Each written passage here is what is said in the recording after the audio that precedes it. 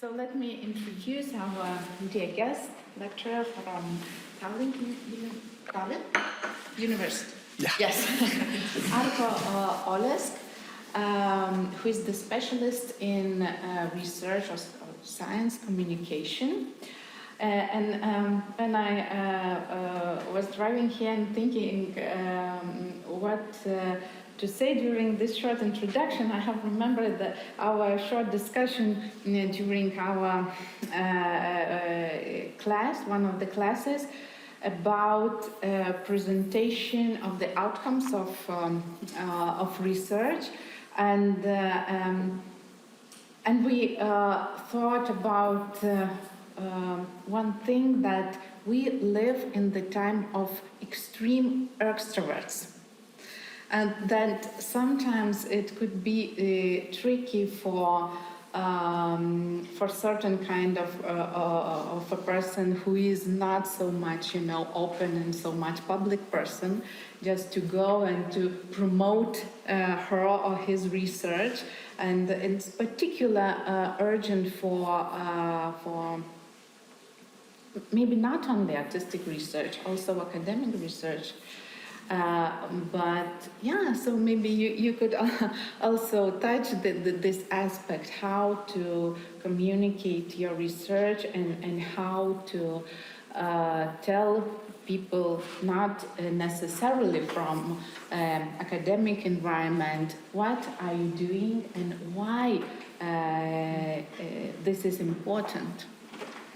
Estonians and Lithuanian people are a little bit shy and modest, and sometimes it's not easy to talk about significance of your research. So these are very subtle aspects of research communication. So I hope there will be a chance to touch all these. So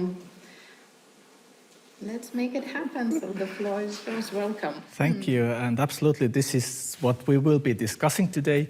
And I hope this will be a discussion, because I have my thoughts, I have my experiences, but I would also like to hear from you how you feel, what is the local situation here, so you can relate to that. And if at any point you have any questions or comments, just raise your hand or speak out, so we can have a discussion, not just me talking here. And indeed, the focus will be how to perhaps even step out of your comfort zone, talking about what you do to people whom you are not meeting up on a daily basis. How to think about your work from another perspective, so you can communicate it to a much wider audience. And one point I would like to kind of stress in the very beginning is that it's a skill that can be learned. It takes practice. Yes, there are people who are more naturally skillful in communication and for whom it comes a bit easier, but it's not like that the others are not capable of communicating or explaining the work. It is possible. It just takes little practice. And the problem so far in universities and academia has been that there is not much chance to practice that. You are not being educated or taught how to do that. And this is changing, and I hope this workshop, short workshop here, will be a part of that. And we will have several sessions today, the first of which will be dedicated to the question of why would you need to do that at all? Why would you need to kind of communicate your work outside the academic or artistic circles where you operate daily? And then I will also give some practical tips, how to do it, especially how to write about your research. And then in the end, we also have a practical exercise where you can practice that, test it, and then we will have an analysis of that as well. So it will be a long day, but I hope it will be interesting and fruitful for you. As an introduction, yes, I'm coming from Tallinn. My position there is lecturer of science communication. And my background, my first degree was in journalism. I worked in several newspapers and magazines. I've done some radio work, bits and pieces in TV as well. And mostly it has been on science journalism, science communication. So explaining people about black holes or genetic research or whatever fits there. And then at some point, I did my master's degree in science communication in Imperial College London. And then I gradually started moving to academia. And I've been at Tallinn University now for more than 10 years. And I just submitted my own PhD thesis, which is about how do scientists learn to communicate with media. And one key component is that, well, it comes easier for people who have understood why this is useful, why this is beneficial for them. So if they have some kind of purpose for this communication, they are much more active and more visible in the media. So the key there is to figure out how to use communication for your own kind of purposes, your own benefit. But before moving on, actually I'd like to get to know you as well. So perhaps we can do a short round, everybody saying their name and their kind of field or project or what they are researching or what they are working on. So I have a better understanding of who you are and what you are doing. If that's okay, we can start from here. Okay, so I'm Monica. I am a second-year PhD student here in the academy, and my research topic is about the power structure, the construction of power structure within the creative process, which includes the collective creation. And I'm focusing on the director's perspective, how the director, what is the changing director's functions and roles during this process of collective creation, and maybe, this Good. correctly. Thank you. Hello, I'm Darius. I'm second year PhD also with Monica together. My work for now is focused on actors simultaneous acting in 2 time streams from the actor's perspective. So I'm trying to get into this. So that's my topic. Good, thank you. Hello. So I'm not from PhD. That's fully okay. Yeah, but I'm from master's program here in the academy. This is the first year for me. And my artistic research is about physical theater / contemporary circus drama Buffon. And I'm researching how Carl Gustav's Jung shadow theater, shadow theory influenced the Buffon genre. Great, thank you. Okay. I'm Emila, also from master's first year, and my research is about pop culture in theater. Good. We are acting students, I forgot to mention. Hi, I'm from the same group, also studying masters. I'm Karolina, and my research is about how to do comics in theater. Very exciting. Yeah. My name is Njode, and my research will be about storytelling as a genre, and maybe how it's connected to documentary. Thank you. Good morning, everyone.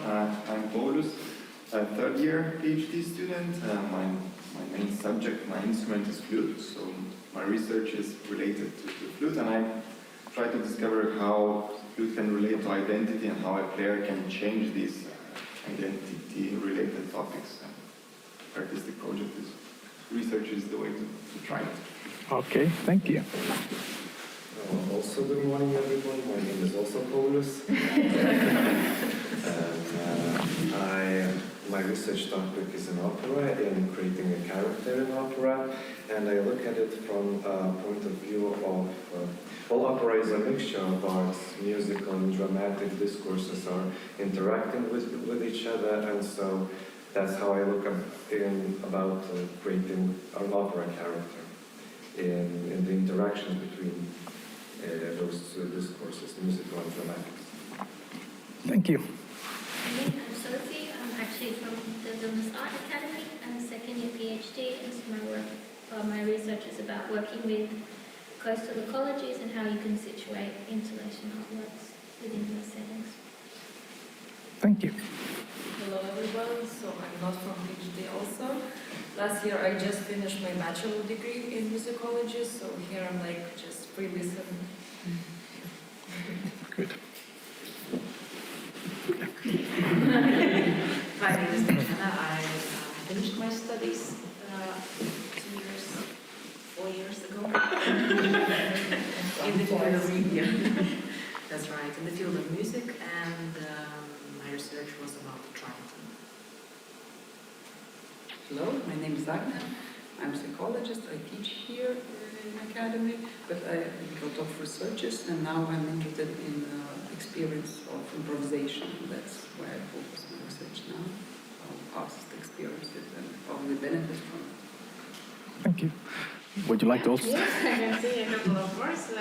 I'm Romina, Vice Director for Art and Research, and together with Agnia, we are carrying out transdisciplinary research on the interactions between improvisation and creativity. Wonderful. Thank you all very much. This is very exciting for me as well, because traditionally, when we talk about science communication, the field has grown out of the field of natural sciences. So how to talk about genes and space and all of these things, and vaccines and climate change, etc., etc. And in English, if you say science, you mean natural sciences. In Estonian and in German, and probably also in Lithuanian, when you say science, the word for science covers also arts and humanities. So I do think that there are much to learn also in arts and humanities from what we have done in natural sciences.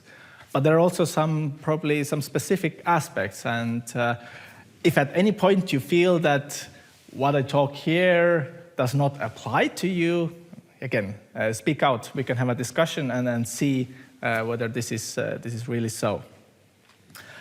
And second point that occurred to me listening to you is that those scientists who I have interviewed for my PhD quite often say that when they have already discovered, how useful communication, public communication can be for their work, they start saying that we should actually teach that from the BA level.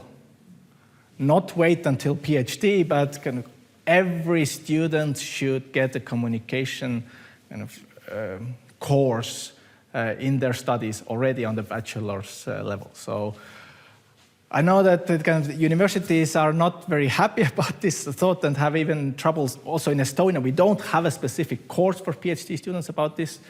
I have done a lot of workshops, but this is kind of the one-off workshops. But I think the general trend is towards that this will become part of the training for all researchers, for all students.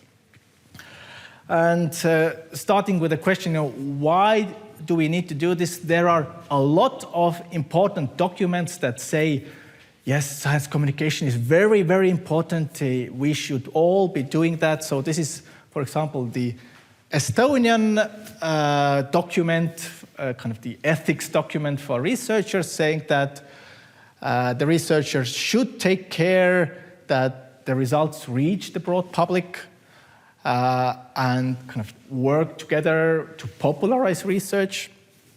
But also importantly, it says that the research institutions has obligations to kind of support that. So there are a lot of words saying how important that is. For example, already in 1985, there was a British report saying that it's part of each scientist's professional responsibility to communicate science or to foster the public understanding. There are politicians to say that let's make it mandatory for everyone to kind of tell what they are working on. And they're also saying, quite famous quote there, science isn't finished until it's communicated. And again, this communication is, they do not mean that published in an academic journal. They mean that communicated in a way that those groups in the society who would benefit from that knowledge are aware of those research results and the outcomes, so they can use it. So it's all about impact to the society, to make sure that what you are doing will not just stay here or stay in the academic journals, but will actually be used by those who need to use it.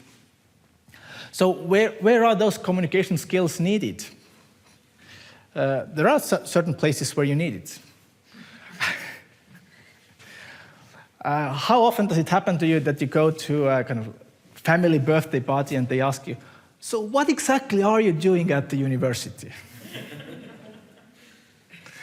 And then when you start talking about discourses and identity and deconstruction and that sort of things, I mean, there are two options usually. Either you say, well, this is too complicated, I won't bother to explain it to you, or you start talking and after half an hour they just kind of say, okay, I don't understand anything, please stop. Now, actually, if you are able to explain it to your grandmother, then you are basically able to explain it to anyone. There's a famous quote, was it Einstein, was it Rutherford, whatever. If you can't explain your research to your grandmother, you don't understand it yourself. So the essence is kind of if you have a deep understanding of what you are doing, you are able to express it in different modalities, in different ways, on a very simple level and also on a complicated level. And if you are able to explain it to your grandmother or your 5-year-old relative or whoever in your family without an academic background, you are able to explain it to journalists as well, to school children, to anyone. So it's a way where you practice that. Other place where it's needed, thesis communication. I don't know how it's in your university here in Tallinn. The university usually sends out a press release when someone defends their thesis, and they expect that the student writes the press release or at least contributes to the press release. And they're also thinking about, we could make a video about every thesis. So kind of the short 1 to 3 minute lecture explaining what you have been doing. So universities are increasingly adopting formats like this. And well, if you only start thinking about communicating your research at the point where you need to write the press release, it will be difficult. It will be very difficult to find the words, to think about how should I communicate it. So it would be best to kind of prepare a bit earlier. Another place where you need it, so if you move further in the academic career, usually all the grants, the projects that you gain require communication increasingly these days. Especially the European ones, Horizon, etc., etc. So there is a requirement that a certain amount of the budget should be dedicated to dissemination and communication. You should have a very detailed communication strategy about it. And again, we don't want that this will be done in a formal way, but this is also a chance to actually really communicate. So that there is an increasing requirement to communicate in all of those projects. And then finally, there are kind of cases in the university where discussions erupt in the society about your field. And we would really need you as an expert to participate, to make sure that the discussions go in a kind of, not proper direction, but that they don't kind of, are not misleading. Because when those crisis situations occur, if you don't speak, someone else will. And that someone else is probably not going to be as expert as you are. So to make sure that kind of the general understanding of this topic is on a good level in the society, you will need to speak up in certain situations. So a lot of places where kind of your input is needed, but there are kind of ways where you could, if you feel that you really want to do it yourself without any obligation, there are ways to do it as well. So these days, social media, some people, yes, are more kind of natural and kind of more active in social media, talking about what they do and also communicating their work and research and knowledge in those social media. But it's a way also to kind of start building the audience, start building the understanding of the topic. So there's an avenue to kind of use when you, for example, also want to practice communicating. So writing a blog, writing something every week or every second week, it's a really good practice. Then you start getting feedback from others, kind of reaching a bit wider. Then you get a better understanding of what works, how to do things, etc., etc. And it is possible also to make this a career for yourself, being a journalist or a writer or a contributor to media. When we look at kind of science in this kind of natural sciences way, I don't know how in Lithuania, but also already in Estonia, there are a lot of positions available for doing science communication. So I think in all the universities in Estonia, all the institutes already employ a science communication specialist. So it's not just on the university level, but it also already on the institute level. There are communication people also working on looking what's going on in the institute and writing about it or creating opportunities to communicate those things. So it is a kind of growing profession. And if this trend has not yet reached Lithuania, it will. So if you feel that you like research, but maybe, or your field of arts, but maybe you're not quite there to dedicate yourself fully into that, communicating about it is a totally valid career option as well. All good? I guess you agree with all of that. Yes, it has to be done. Yes, it should be done more, etc., etc. But why does it have to be me? Like I said, because in some areas you are the expert.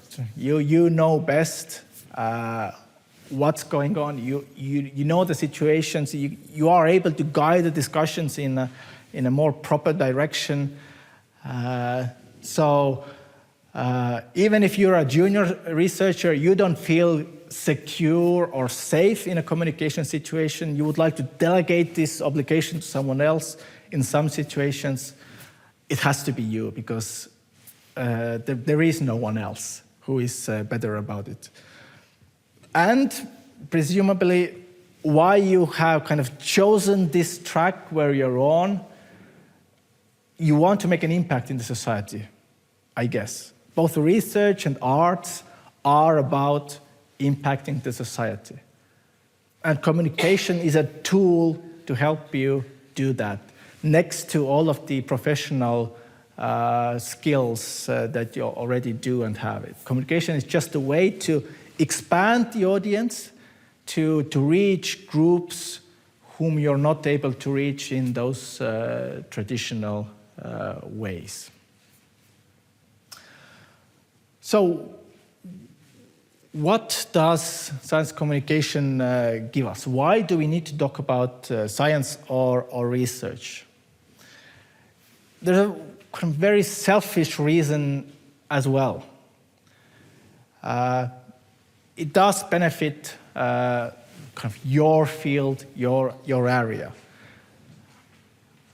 The scientists I have talked to about why do they do so much communication, they often say, this will attract good students to my field. If I'm visible, those young people will kind of, if they notice that, they will start thinking, yes, that might be very interesting. I would like to work there. So it's all about sustainability of your field as well. There's a story in Estonia about kind of, was it ventilation studies at the Technical University. They were struggling to get students. Nobody really wanted to go there and study ventilation and heating systems.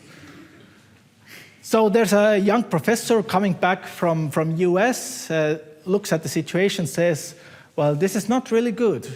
And what he did, he started going around in schools, talking to young people about how important ventilation and heating are. And not just saying, well, this is important because I have studied it, etc. But he was saying, well, you are spending your life indoors mostly, in such rooms. You need to have good quality here. You need to have good ventilation. You need to have good heating. Otherwise, you're getting ill. You're not as productive. You're not as healthy as you could be. Therefore, heating and ventilation are one of the most important areas in society. And student numbers went up. They got really good students, etc., etc. So communication does work. The other aspect, next to attracting students and funding and that sort of thing, is about kind of this kind of building trust with society. So if people know and understand what their scientists are working on, how they operate, what is the kind of logic of science, and why can we trust what they are doing, then it makes the society more resilient to all kinds of crisis situations. So we saw this very clearly during COVID. The question of trust was the key question in all of these questions. How do we make society trust the researchers who say that you need to vaccinate, you need to wear masks, you need to keep the social distance to keep this illness in control? So if you start communicating only when the crisis starts, then it's too late. You need to be communicating with the society throughout in order to build this trusting relationship. But there are also benefits to society. So well-being. So if the results of research do reach the society, it will make everyone's life better. But it's not just this material well-being. Kind of being able to talk about latest research, kind of where we are heading, what are the current problems. It's also a good tool to build this democratic understanding in people. It would be a big mistake to kind of have blind faith in research, saying that, well, scientist says that, it must be so. Science will never tell the society how to do things. It will kind of lay out different options, it will say, maybe kind of build scenarios, but the decision of how to use the scientific knowledge is always kind of political, in the sense that this will need to be discussed. Different viewpoints need to be kind of brought into the discussion. And kind of this is the essence of democracy, that we are able to discuss, and we are able to discuss based on the best knowledge that we have, and integrating as many important valid viewpoints as possible. And having a viewpoint of researchers into all kind of discussion will kind of improve the quality of those discussions. So this is why we need it. And the third aspect here, accountability. Again, talking to researchers, a lot of people say to me, I'm doing communication because I feel the obligation, because I'm being paid by the taxpayers. The money comes to me from the taxpayers. So I do sense the obligation to explain to them what am I doing with that money.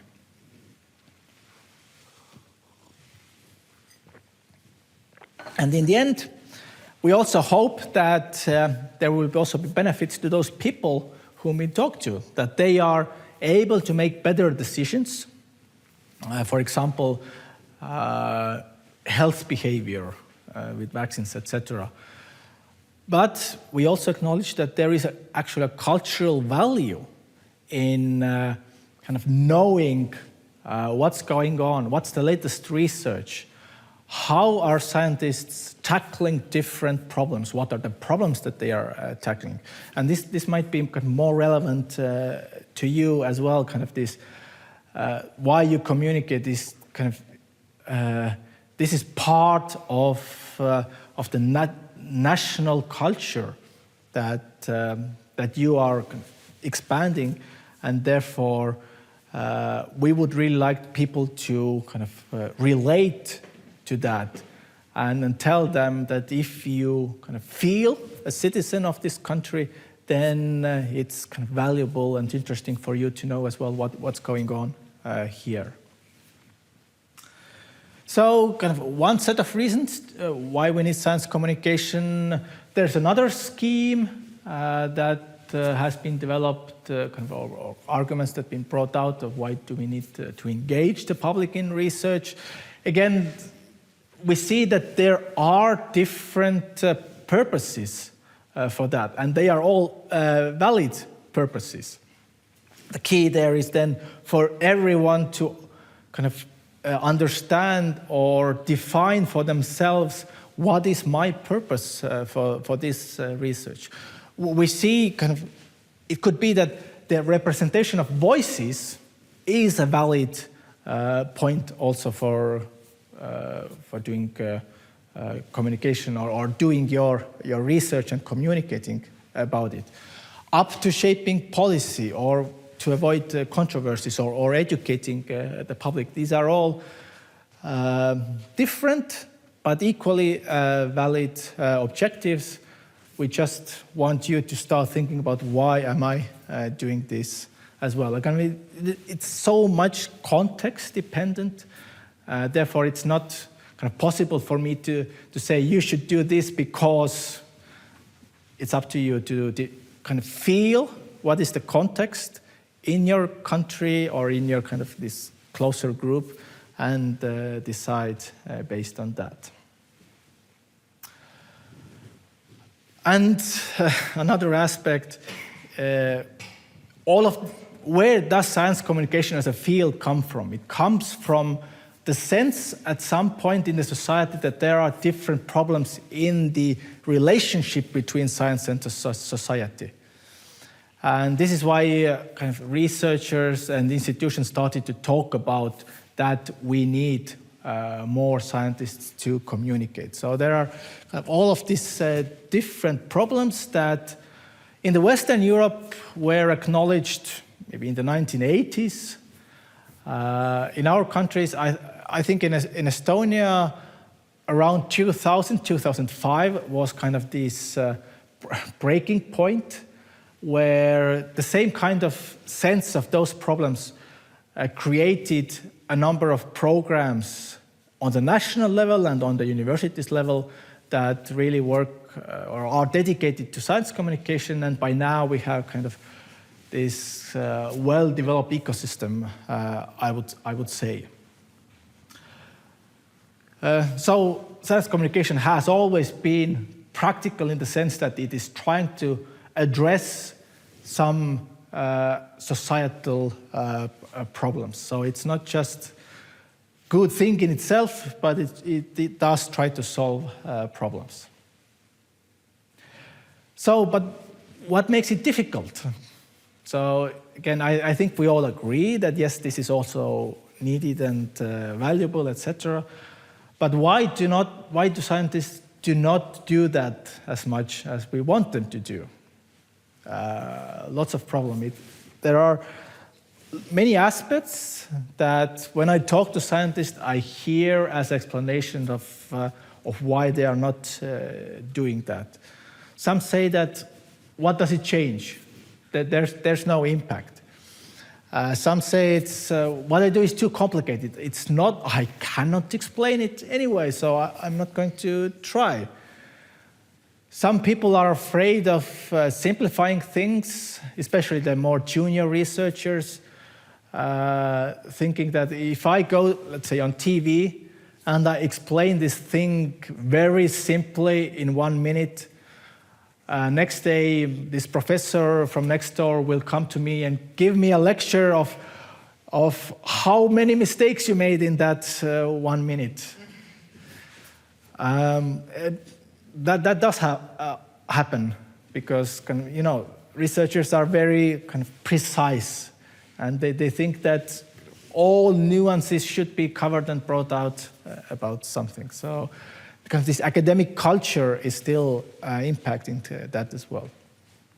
Sometimes there's a fear, for example, if you're approached by media and asked to comment about some topic, there is a sense that I don't know enough about this. I shouldn't be talking. But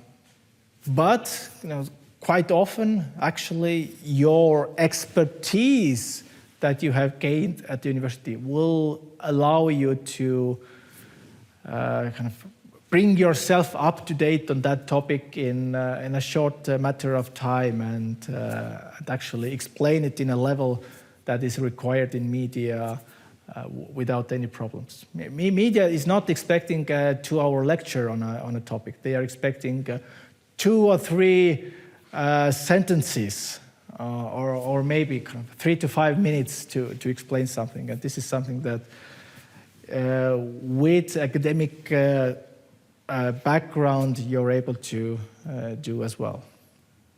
And then quite often there's the feeling that I just don't have time for this. There's this deadline I need to finish. I need to finish writing this application or kind of grade student works. Or in academia, there's always something to do that feels more important.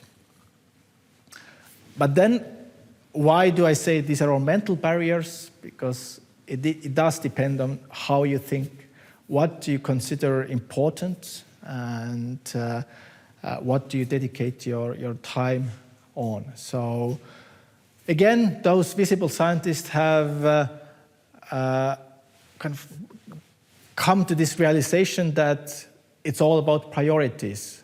If they know what media expects to them, they can find that time in their day to prepare, to give that interview, to talk to the journalist, and then keep working on the other tasks.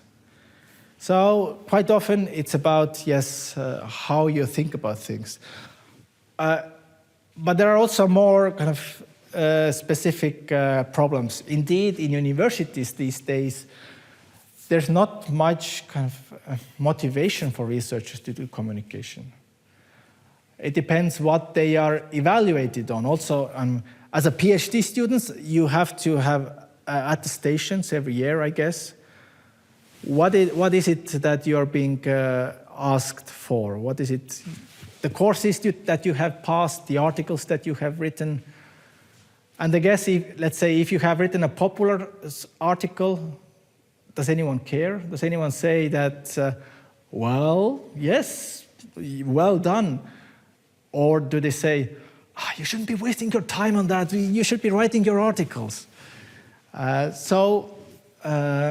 Again, this is changing in universities, but in other cases, it's still a problem because people are rational. They work on things that they are being evaluated on, that they are kind of feel that this is beneficial for them. And as long as only academic articles are counted, then researchers will work on academic articles.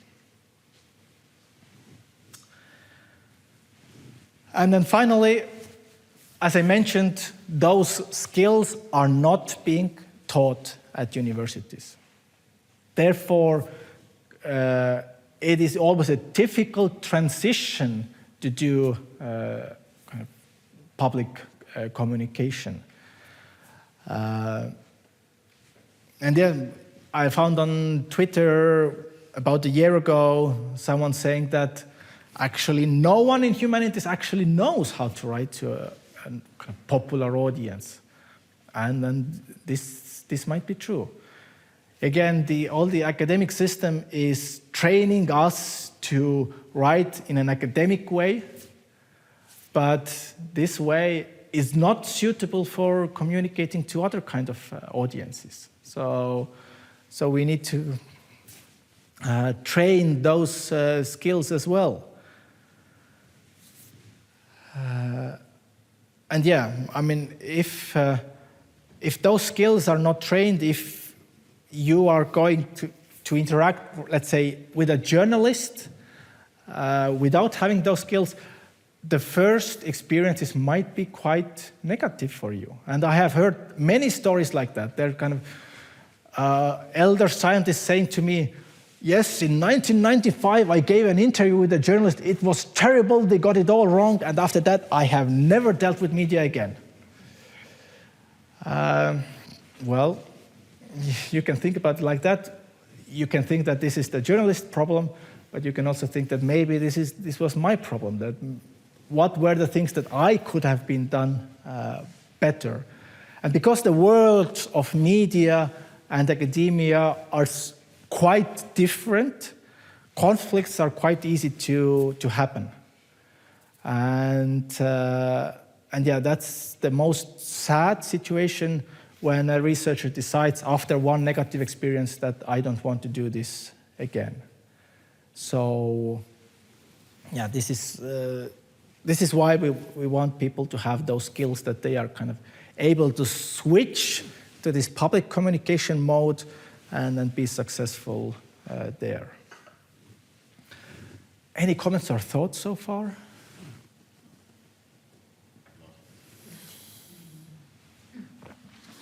Maybe I can give one example. Here in Lithuania, I think now it has been happening for already third or the fourth year. We have a kind of talents show for young researchers, and one of our PhD students participated there, and actually she won the second place there. And the idea is that you have the stage and you have 3 minutes to communicate your research. And that's a very nice training, and because Yeva, that young researcher, she told us how difficult it was for her just to mostly there were two the most difficult things. One is how to squeeze everything into 3 minutes, and the second one is how to communicate. For instance, her field is theater for very small children. And from 0 to 5 years. And how to communicate that, for instance, to a PhD student from engineering or I don't know, or Ventilation. even whatever. And that was actually very nice, and then it was organized like a show, and everyone really enjoyed that. So I think that's a very nice example. It is, and I know internationally the same format is called FameLab, and we also have a similar competition in Estonia organized by the National Academy of Sciences. Already running for, again, already 10 years or 8, something like that. So indeed, I agree that this is a very useful exercise. And I often use that same thing when I have longer workshops. All the participants also have to, in the end, present their research in 3 minutes. And as some of those students who have participated in the workshop and then go on to this national competition, and I can see that kind of the development. So I see that they were good at my workshop, but they are even better at the national competition, because the more practice you get, the better you are. So again, it's much about practice. And I'm really happy that you have such opportunities, and I do encourage you to take part in that as well. It does train, I mean, these are called transferable skills these days. So you might practice for this competition, but actually those skills are useful for you in other areas as well, also in research. I don't know, writing grant application or something like that, because there are also those, if it's interdisciplinary fields, then you are able to need to reach a broader audience than very specific arts audience. Some additional challenges. So this is a slide from Estonian survey conducted last year. We have this kind of what is called a science barometer, looking at how people think about science. I'm sorry, this is all in Estonian. But there was one question, how useful do you think different fields of science are for society? The first one, you see that the brown line is those who say this is very useful. The first line is about medical sciences. The second is agriculture. Then comes technology, natural sciences, social sciences, and humanities. You see the challenge for you there? People tend to think that humanities are not very useful for the societies. And well, yes, you are not producing the latest smartphone or a new medication, but I'm sure you yourself understand the usefulness or impact that you can have. So there will be a bit more work for humanities to do to explain what is their role in the society and how they can be useful. So this makes it a bit more tricky for you to do a bit more work than, let's say, the medical researchers. But it doesn't mean that this is all impossible. It is. It just maybe takes a bit more work and kind of expanding the view of people as well. The second challenge, I think, is kind of the nature of artistic research. You probably have had those discussions quite a lot when you're kind of starting your PhD career. Because the logics of research and arts are in some ways a bit different, there is a tension there. So we know that natural sciences are very much focused on kind of the results, kind of hypotheses, experiments, proving something, showing something. Whereas artistic research might not always be focusing on that. But it's not also fully kind of the arts where the meaning is open, where you don't want to prescribe to the audience how they should be interpreting what you are doing. Yeah, I sense that there is a tension there, and it might make your position a bit more difficult. And what it means for communication when you talk about this research, then yes, it is different from the natural sciences. That perhaps the most interesting and relevant and important part is not kind of the final outcome that you will produce, but rather the process, the questions, the concepts or the methods that you are employing. So, yeah, in that sense, it might be a bit different from kind of communicating, let's say, medical research. But at the same time, when I give this lecture to kind of natural sciences students, I also emphasize that communication, it's not just about the outcomes or the results of your research. It is as much about the process and methods. Because one aim of science communication is building the scientific literacy of people. And what does it mean? Scientific literacy means that people understand how knowledge is created. So it's not just kind of communicating that we have this new drug or we have this new knowledge, but also helping people to understand what did the researchers do to get to this knowledge. And by understanding that, we are able to kind of verify the trustworthiness of that knowledge. So again, this is building the trust with society and building the understanding of how to evaluate knowledge.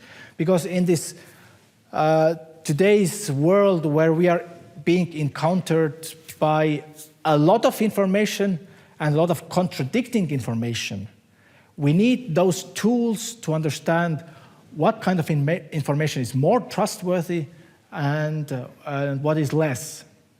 So this is where understanding the methods of science come to play. So when there is someone arguing that for COVID, just some simple garlic eating will do, then or even something kind of you should kind of use crystals or whatever, talk to angels to heal yourself, then you're able to kind of understand why this claim is not as valid as those of doctors who say that this should be treated with a medication. And the same with, I think, with humanities. I think the value of humanities is probably more within the process that you are doing, kind of this adopting different perspectives, kind of playing out different questions and ideas in certain contexts. So I think this is how you can kind of explain the value of humanities to the society. I mean, you probably have kind of thought about it a bit more here. These are just my thoughts, but this is kind of the tricky situation where artistic research is in, but I would also say it's kind of intriguing and maybe inspiring situations that you're in. Any thoughts on that?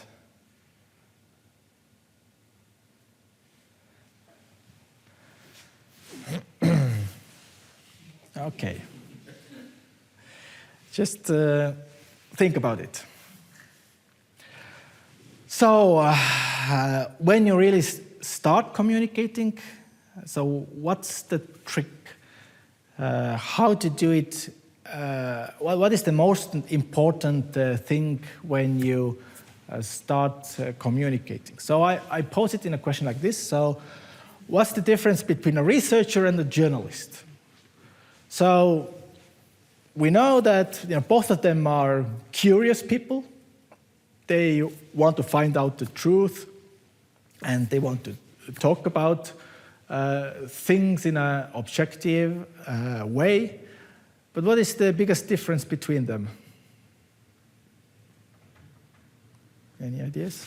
Well, a journalist is interested in many different topics, and if he's not as invested in researching every single one of them, and the researcher is focused on one single topic in great detail, but is not very knowledgeable in different fields.